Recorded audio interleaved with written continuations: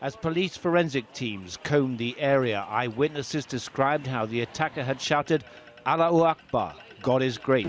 Blessed are the eyes that see what you see. For I tell you, many kings and prophets have desired to see what you see, and have not seen it. To hear what you hear, and have not heard it. I thank you, Father, for hiding these things from the learned and the wise, and revealing them to the innocent and the simple.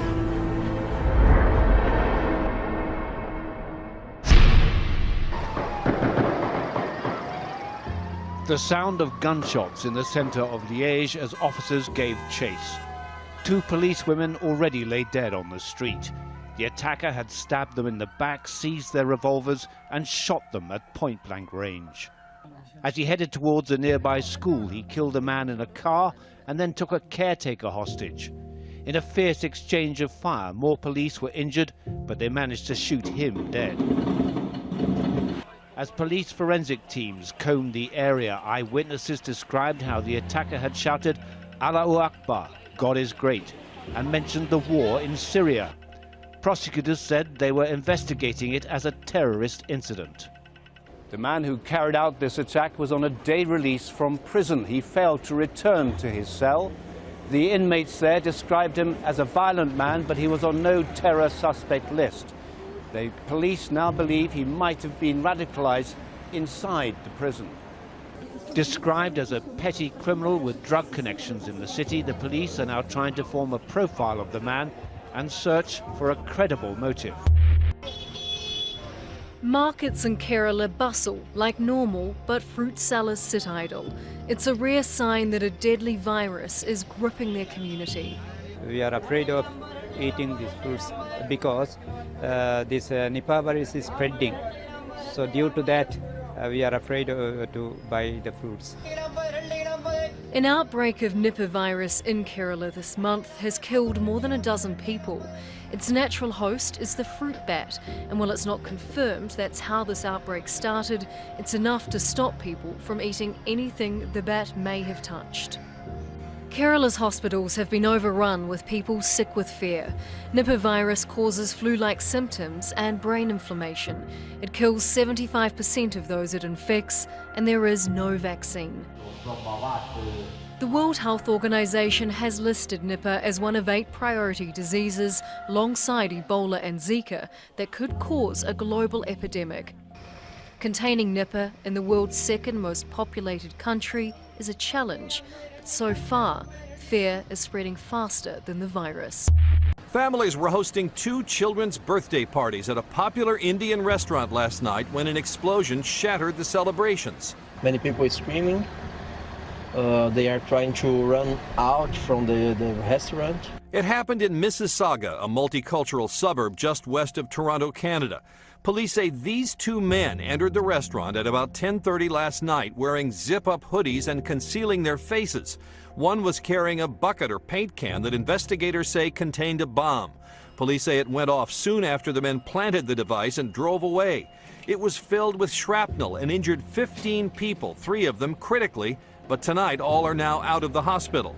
The mayor says it's remarkable that none of the children, some of them under 10, were among the injured. There were children present in the restaurant. Unfortunately, as a mother, none of the victims were children. Police are checking surveillance cameras in the area in their search for the 2 suspects and a motive. Subtropical storm Alberto made landfall Monday afternoon in the Florida Panhandle.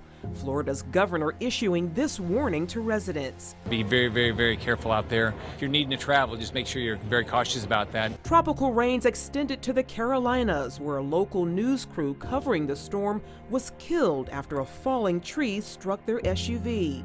Before Alberto made landfall, another system pounded Maryland with heavy rains. Angry storm water invading Ellicott City, Maryland. Floods rushing down Main Street Sunday. A man seen here swept up in the devastating water, a house crumbling right behind him. More than 8 inches of rain in 3 hours washed away cars, roads, homes, and businesses. People climbed to higher ground to escape the rushing water. No, the water is, this muddy water, is moving really, really quickly, and there's no way you could cross it. 300 people were rescued. Maryland National Guardsman Edison Herman is missing after he fell into the floodwaters trying to help a woman searching for her cat. He took a couple of steps in and it just swept him away. This is the second time the city has been hit. In 2016, it was hammered by deadly flooding. Many businesses were just recovering. We are going to rebuild. We've been down this road. We know the story, and we're rebuilding. Similar flash floods could hit the South in the coming days as drenching rains from Alberto spread over much of Alabama and Georgia as it heads to Tennessee and the Carolinas. To Hawaii now, and new developments in the Kilauea eruption. Lava flows picking up speed, destroying several more homes and triggering a new round of evacuations as the long-term impact on tourism becomes painfully clear. This explosive geyser sending mounds of molten destruction surging down neighborhood streets, sparking new evacuations. The lava is moving a lot quicker than it was earlier today. And so it's a dangerous situation, so you're saying we've got to get out of here? We definitely got to get out of here, please. We don't want to be in the first responders' way. Those first responders going door to door, ordering residents to leave. Homes will get destroyed tonight. 10 more homes destroyed overnight. In all, now more than 50 have been consumed by lava. Just on the other side of this mailbox, we keep hearing loud booms as it consumes yet another house. And those red-hot rivers spilling onto this geothermal plant, overtaking 2 wells. But officials say it hasn't triggered toxic gas emissions as some feared. And with new fissures still opening and old ones quieting down only to erupt again, geologists say this volcanic emergency here shows no signs of stopping. An operation led by Afghan special forces went terribly wrong Monday night, May 28th. It happened in the eastern province of Nangarhar, an area known for housing the Islamic State group and other militants. Eyewitnesses told Al Jazeera that when special forces approached the houses in the district, residents opened fire, believing they were under attack by the Taliban or IS. At least 9 civilians, including a local police commander, were killed. 8 other people were also wounded in the operation. The spokesperson for the provincial governor confirmed that family members of Senate Chairman Faisal Hadi Muslimyar were among the dead. This incident underlines the daily risks Afghan civilians face since the Taliban launched its annual spring offensive in the last month. An investigation assigned by the central government is currently underway to determine why the raid resulted in civilian casualties. No further details were given. When you hear that a water tanker is coming and you're in a heat wave without water. It's been about a week now without water in our house. What are we supposed to do? In the foothills of the Himalayas, the town of Shimla has run out of water. Residents say it's like living in an oven where they can't cook, let alone shower. We are all suffering from the water crisis, the whole community is. Only one tanker comes, but it's not enough.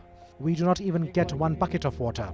It is not just this area, but in other areas as well. It has been 2 to 3 weeks without water. Water tankers are being used across northern India, but even that is rationed. Some people are allowed just 5 litres of water a day. In comparison, when Cape Town was in drought earlier this year, the limit was 10 times that. The risk of waterborne illnesses increases when people try to live on less than 50 litres a day, and northern India is seeing that firsthand. He's suffering from vomiting, diarrhea, and fever. The doctor has given him injections and put him on a saline drip. Now things are better.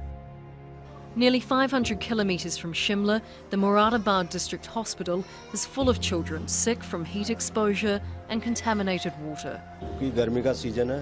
Patients coming here are suffering from a mix of viral and bacterial diarrhea. 80% of the children coming into outpatient department are affected by seasonal communicable diseases. It is my belief that the children are falling ill due to the rise in temperatures. The country cracking under ever hotter summers. The length of heat waves is increasing. Last year was India's 4th hottest on record, and reservoir levels are at their lowest in a decade, leaving drinking water out of reach just when it's needed the most. Charlotte Ballas, Al Jazeera.